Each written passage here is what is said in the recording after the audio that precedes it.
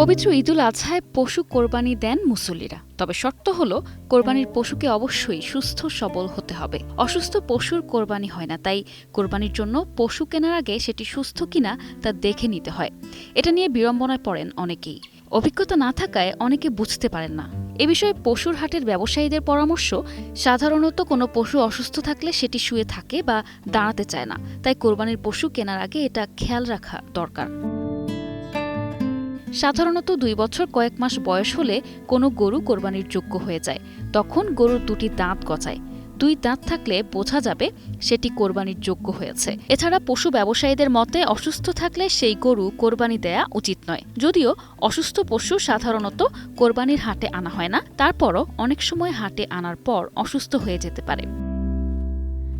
উন্নত প্রযুক্তি এবং অভিজ্ঞ চিকিৎসক দলের নিরলস প্রচেষ্টায় আমরা আছি আপনার পাশে। ডেল্টা হাসপাতাল। গাড়িতে আনা নেওয়ার সময় পশুর শরীরে একটু আধটু কেটে যেতে পারে কিংবা চামড়া ছুলে যেতে পারে।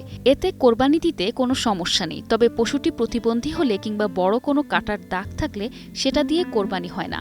এ ধরনের পশু কোরবানির জন্য কেনা উচিত নয়।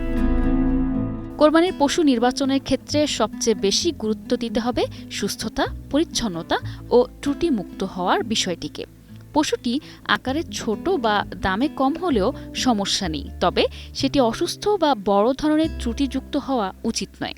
বিশেষ করে শরীরে বড় ক্ষত, জন্মগত সমস্যা কিংবা দুর্বলতা আছে কিনা তা সচেতনভাবে দেখে নেওয়া প্রয়োজন। কারণ কোরবানি একটি গুরুত্বপূর্ণ ইবাদত, তাই সামর্থ্য অনুযায়ী ভালো ও পছন্দের পশুই নির্বাচন করাকে গুরুত্ব দিচ্ছেন সংশ্লিষ্টরা। নিশা আলম, ডেস্ক রিপোর্ট, 21 টেলিভিশন।